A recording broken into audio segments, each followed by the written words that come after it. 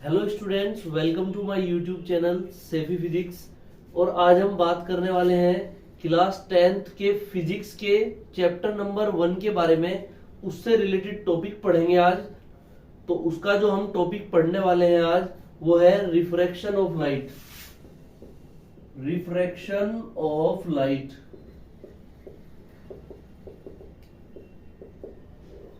ठीक है।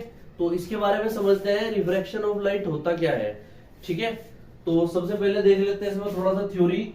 When a ray of light when a ray of light comes from one transparent medium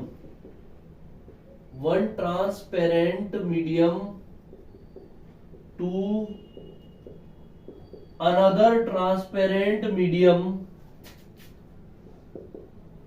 another transparent medium, then it diverges from its path. This phenomena is called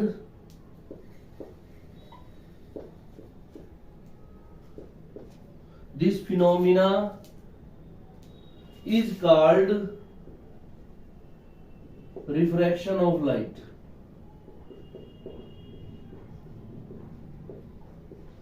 ठीक है। जब एक रे of light किसी एक transparent medium से किसी दूसरे ट्रांसपेरेंट मीडियम में जाती है तो वो अपने पाथ से डाइवर्ज हो जाएगी। मतलब जिस पाथ पे वो चल रही थी अब उससे दूर हट जाएगी या उसके नियर आ जाएगी, मतलब नॉर्मल के पास आएगी या नॉर्मल से दूर हटेगी। तो कुल मिला के ये है कि पाथ से अपने डाइवर्ज हो जाएगी। तो बहुत सारे ट्रांसपेरेंट मीडियम है हमारे पास, जैसे कि ट्रांसपेरेंट मीडियम ले सकते हैं हम, जैसे वाटर हो गया। तो वाटर हो गया, एयर एक ट्रांसपेरेंट मीडियम है जिसके आर पार हम देख सकते हैं, वाटर के आर पार देख सकते हैं। वैक्यूम है तो एयर से वाटर में आएगी या वाटर से एयर में जाएगी तो तब वो डाइवर्ज हो जाएगी अपने पाथ से। या ग्लास हो गया, ग्लास में जाएगी तब भी डाइवर्ज हो जाएगी। तो इसी तरह से मीडियम्स को दो पार्ट में डिवाइड किया गया है। एक तो होते हैं ऑप्टिकल रेयरर मीडियम और एक होते हैं ऑप्टिकल डेंसर मीडियम, ठीक है। तो दोनों मीडियम देख लेते हैं एक बार। तो पहला हम केस ले लेते हैं, यहाँ पर दो मीडियम ले लेते हैं। ऊपर ले लेते हैं हम एयर। एयर क्या है, एक रेयरर मीडियम है, ठीक है। तो यह रेयर मीडियम है, ये रेयर मीडियम मतलब ये हल्का होता है। एयर क्या होती है, बहुत हल्की होती है। रेयर मीडियम बोलते हैं इसको, ऑप्टिकल रेयर मीडियम या रेयर मीडियम, ठीक है। तो ये बहुत हल्का मीडियम है, ट्रांसपेरेंट है। दूसरा मीडियम नीचे ले लेते हैं, जैसे ग्लास। ग्लास जो है ये एक डेंस मीडियम है, डेंस मीडियम। तो हम इसे डेंसर मीडियम भी बोल सकते हैं या फिर हम इसे ऑप्टिकल डेंसर मीडियम भी बोल सकते हैं, ठीक है। तो ये थोड़ा भारी मीडियम होता है, डेंस मतलब भारी। तो ये भारी मीडियम होता है ग्लास, ठीक है। तो इसके भी आर पार देख सकते हैं, ये भी ट्रांसपेरेंट है। तो रे ऑफ लाइट एयर से किस में जा रही, ग्लास में। तो एयर टू ग्लास, ये क्या है, परपेंडिकुलर। देखो ये 90 डिग्री पे है लाइन, ऐसे 90 डिग्री पे जो लाइन है इसको बोलते हैं नॉर्मल। ये हो गया नॉर्मल, ठीक है। इस पॉइंट को यहां पर हम O मान लेते हैं यहाँ पे। और रे ऑफ लाइट कहां से आ रही है, एयर से आ रही है, ऐसे। जब एयर से आ रही है लाइट, रे ऑफ लाइट, तो जब ये मीडियम चेंज करेगी, ग्लास में जाएगी, तो जाना तो इसको सीधा चाहिए था। अगर एयर में होती तो सीधे जाती आगे भी, लेकिन अब मीडियम चेंज हो गया, एयर टू ग्लास में जा रही है, एयर से ग्लास में जा रही है। तो एयर से ग्लास में जाने की वजह से जब हल्के से भारी मीडियम में जाएगी, रेयर से डेंसर में जाएगी, तो क्या होगा, ये नॉर्मल की तरफ मुड़ जाएगी, bend towards normal. When a ray of light comes from air to glass और rare to denser medium, it will bend towards normal. तो जब रे ऑफ लाइट कहां से कहां जाती है, हल्के से भारी में जाएगी तो नॉर्मल की तरफ मुड़ जाएगी। और ये जो एंगल बनाएगी यहाँ पर, इसको बोलेंगे एंगल ऑफ इंसिडेंस आई। और ये जो एंगल नीचे बनाएगी यहाँ पर, इसे बोलेंगे एंगल ऑफ रिफ्रैक्शन आर। आने वाली रे को बोलते हैं इंसिडेंट रे। तो आने वाली रे कौन सी हो गई भाई, इंसिडेंट रे। और जाने वाली रे को बोलते हैं रिफ्रैक्टेड रे। रिफ्रैक्टेड रे, ठीक है, जाने वाली रे हो गई रिफ्रैक्टेड रे। ऐसे ही हम दूसरा केस ले लेते हैं, जैसे हम सेकंड केस ले लेते हैं। यहाँ पर ऊपर हमारा कोई डेंस मीडियम ले लेते हैं, भारी मीडियम ले लेते हैं। फॉर एग्जांपल हमारा ग्लास तो ऊपर ले लिया, इस बार ग्लास ऊपर ले लिया, डेंस मीडियम ऊपर ले लिया, और नीचे ले लेते हैं हम कौन सा मीडियम, एयर ले लेते हैं। एयर हल्का मीडियम हो गया, ये नीचे ले लिया। ये नॉर्मल को एन से दिखा देते हैं, एन फॉर नॉर्मल। ये पॉइंट ओ ले लेते हैं, ठीक है। तो जब डेंस मीडियम से रेयर में जाएगी, ग्लास से एयर में जाएगी, तो तब क्या फर्क पड़ेगा। तो ग्लास को ऐसे दिखा देते हैं, तो यहां से रे को ऐसे जाना था, इसको सीधा जाना चाहिए था अगर सेम मीडियम होता, बट ये कहां से जा रही, भारी से हल्के में जा रही, मतलब ग्लास से एयर में जा रही, तो ये नॉर्मल से दूर हट जाएगी, ठीक है। तो नॉर्मल से ऐसे दूर हट गई। तो when a ray of light comes from dense medium to rare medium, it goes away from the normal. तो ये दूर जाती है नॉर्मल से, ठीक है। आने वाली रे ने क्या बनाया, एंगल ऑफ इंसिडेंस आई, और जाने वाली ने एंगल ऑफ रिफ्लेक्शन आर। आने वाली रे को बोलते हैं इंसिडेंट रे, जाने वाली को रिफ्लेक्टेड रे, और जाने वाली को रिफ्रैक्टेड रे, ठीक है। Laws of refraction of light, laws of refraction of light. तो रिफ्लेक्शन ऑफ लाइट की कुछ लॉ है। सबसे पहला लॉ क्या है, सबसे पहला लॉ है incident ray comma refracted ray and normal are all lie on same plane, same plane. तो ये तीनों के तीनों एक ही प्लेन पे लाई करते हैं, ठीक है। चाहे वो इंसिडेंट रे हो, चाहे वो रिफ्रैक्टेड रे हो, चाहे वो नॉर्मल हो, तीनों एक प्लेन पे जाकर मिलते हैं। तो ये हमने अभी जैसे पढ़ा है, यहाँ पर ये आई थी वेव और सीधा जाना था नॉर्मल की तरफ, बेंट हो गई थी एयर से ग्लास में जब ये गई थी, ठीक है। एयर टू ग्लास में जब ये गई थी, तो ये हमारे पास आने वाली इंसिडेंट रे, जाने वाली रिफ्रैक्टेड रे, और ये क्या है, नॉर्मल है एन। तो तीनों की तीनों देखो सेम प्लेन पे लाई कर रहे हैं, ये प्लेन है ना, इस प्लेन पे तीनों की तीनों लाई कर रहे हैं। तो ये तो पहला लॉ हो गया। दूसरा लॉ है the ratio of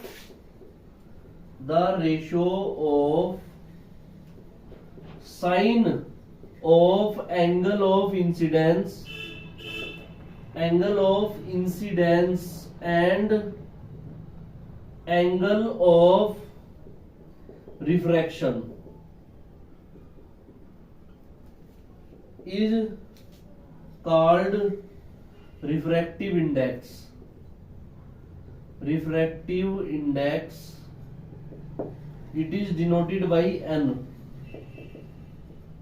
It is denoted by n, ठीक है। तो जो एंगल ऑफ इंसिडेंस है, आने वाली रे ने क्या बनाया, एंगल ऑफ इंसिडेंस आई, जाने वाली ने एंगल ऑफ रिफ्रैक्शन आर, ठीक है। तो इनके साइन का जो रेशो है वो उसको रिफ्रैक्टिव इंडेक्स बोलते हैं, एन से डिनोट करते हैं। मतलब साइन किसका लिया, आई का, और साइन किसका लिया, आर का, और दोनों का रेशो हो गया डिवाइड। ये किसको दिखा रहा है, रेशो को दिखा रहा है, ठीक है। फ्रैक्शन किसको दिखाता है, रेशो को, और ये एन के इक्वल हो जाएगा रिफ्रैक्टिव इंडेक्स के, ठीक है। तो n equals to sine i upon sine r. इसको स्नेल्स लॉ भी बोलते हैं।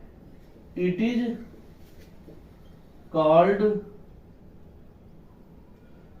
Called Snell's law. तो इसको क्या बोला जाता है, स्नेल्स लॉ भी बोलते हैं इसको, ठीक है। इसके बाद रिफ्रैक्टिव इंडेक्स। रिफ्रैक्टिव इंडेक्स क्या होता है, the ratio of speed of light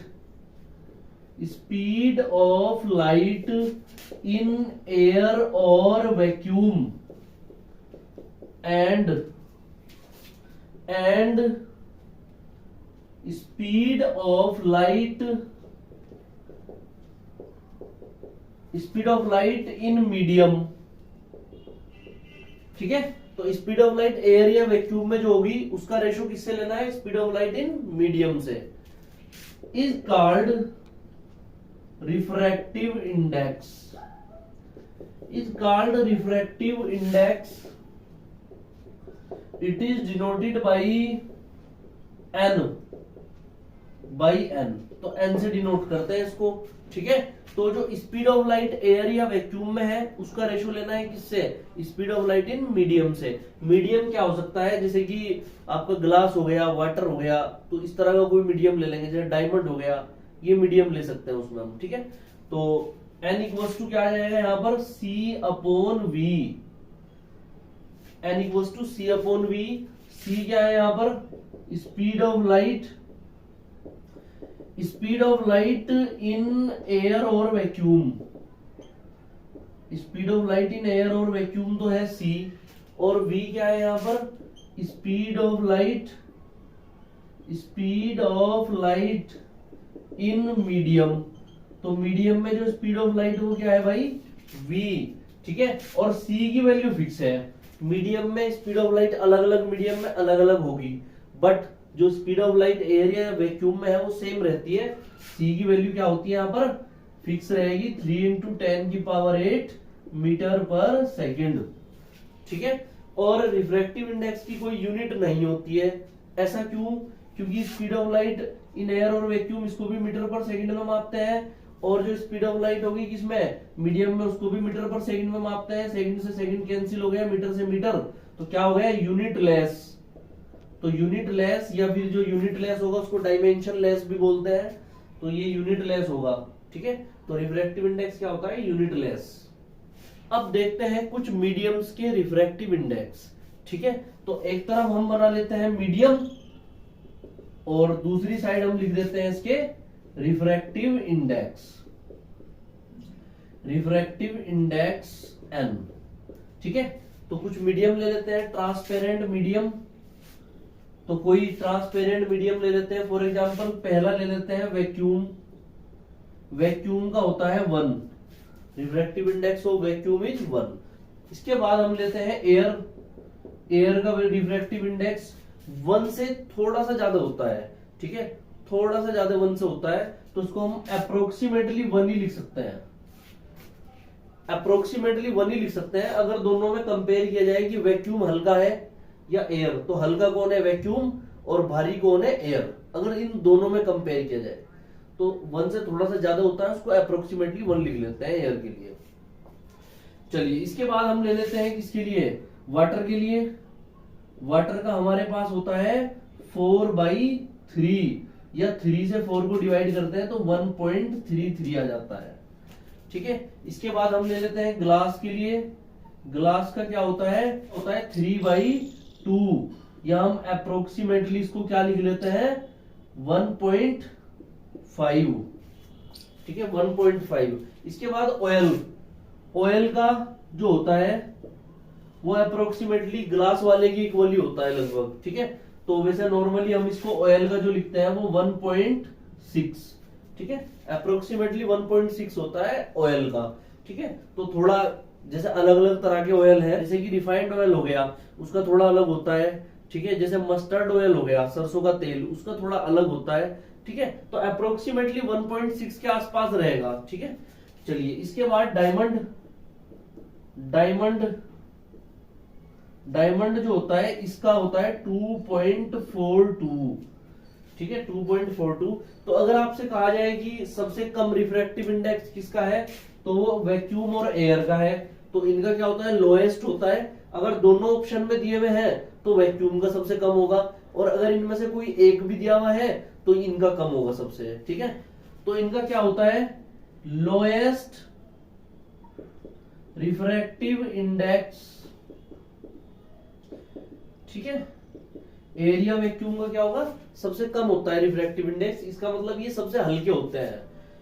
और अगर आपसे कहा जाए कि हाईएस्ट किसका होगा, तो डायमंड का क्या होता है, highest refractive index, highest refractive index, तो सबसे ज्यादा रिफ्रैक्टिव इंडेक्स होता है डायमंड का। तो अगर हमें एक मीडियम का रिफ्रैक्टिव इंडेक्स दूसरे के रेस्पेक्ट में निकालना है तो कैसे निकालते हैं। फॉर एग्जांपल आप देख लो, दो आपके पास यहां पर मीडियम है, ये एयर है आपके पास, और ये वाला मीडियम है आपके पास ग्लास,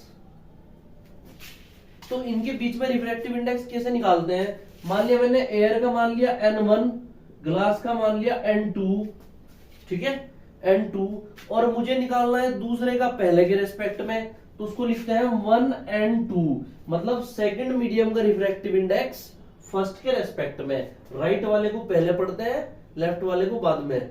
तो सेकंड का रिफ्रैक्टिव इंडेक्स फर्स्ट के रेस्पेक्ट में ये किसके इक्वल होता है? इक्वल्स टू होता है किसके? 1/2N1, मतलब 1 का रिफ्रैक्टिव इंडेक्स जो 2 के रेस्पेक्ट में होगा उसके रेसिप्रोकल के इक्वल होगा।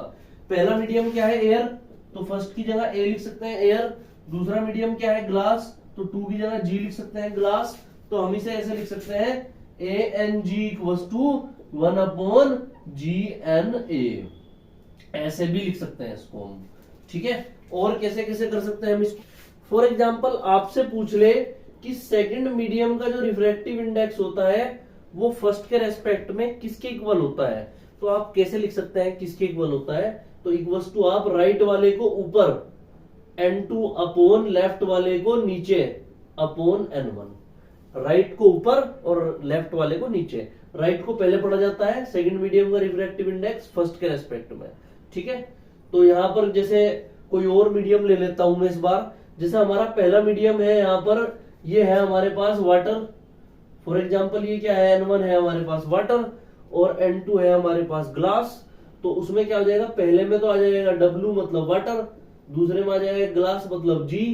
तो फर्स्ट की जगह तो क्या लिख देंगे हम यहाँ पर? W, N2 की जगह G equals to ANG upon ANW, ठीक है। इसको खाली नहीं लिखते, 2 की जगह G लिखा तो ग्लास भी कहां रखा हुआ होगा? एयर में।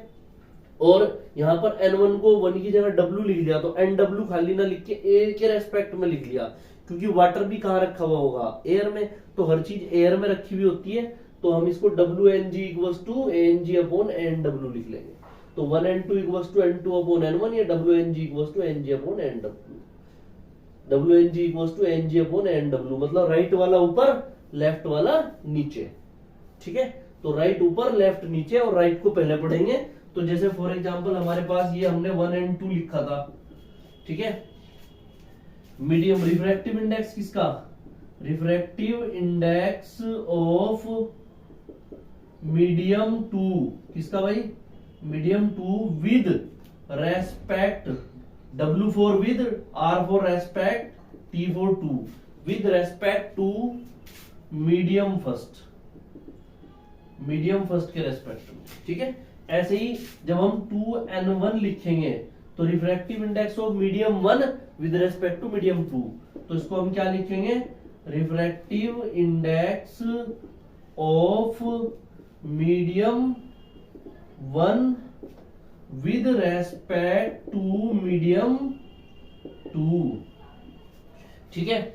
और हमने अगर इसको दूसरे तरीके से लिख लिया कि हमने क्या लिख लिया यहाँ पर? WNG लिख लिया। ये हमने क्या लिख लिया भाई? WNG। तो राइट को पहले पढ़ेंगे, फिर ध्यान रहे राइट ऊपर आएगा फॉर्मूले में, और राइट को पढ़ा भी पहले जाएगा, तो राइट का ध्यान रखना है। तो राइट वाले को कैसे लिखेंगे हम? रिफ्रैक्टिव इंडेक्स किसका भाई? राइट में कौन है? Glass, of glass with respect to water.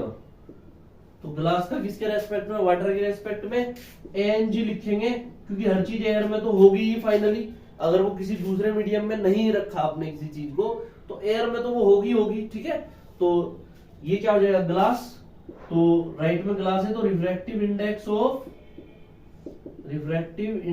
Of glass किसके रेस्पेक्ट में? With respect to air, air के रेस्पेक्ट में। और अगर आपको क्या लिखना है? NW, तो सेम बिल्कुल ऐसे ही लिख लेंगे NW को भी।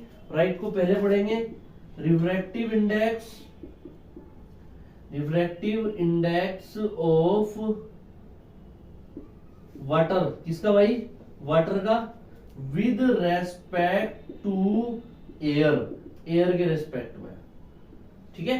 तो वाटर का एयर के रेस्पेक्ट में, तब उसको ऐसे लिख सकते हैं, ठीक है। तो एक का दूसरे के कंपैरिजन में ऐसे इस तरह से हम फॉर्मूला लगा के रिफ्रैक्टिव इंडेक्स निकाल सकते हैं। अगर आपको इससे रिलेटेड कोई भी प्रॉब्लम आ रही है तो आप वो कमेंट करके पूछ सकते हैं। अगर आपने अभी तक चैनल को सब्सक्राइब नहीं किया है तो चैनल को सब्सक्राइब करें, वीडियो को लाइक करें और ज्यादा से ज्यादा शेयर करें। Thanks for watching my video.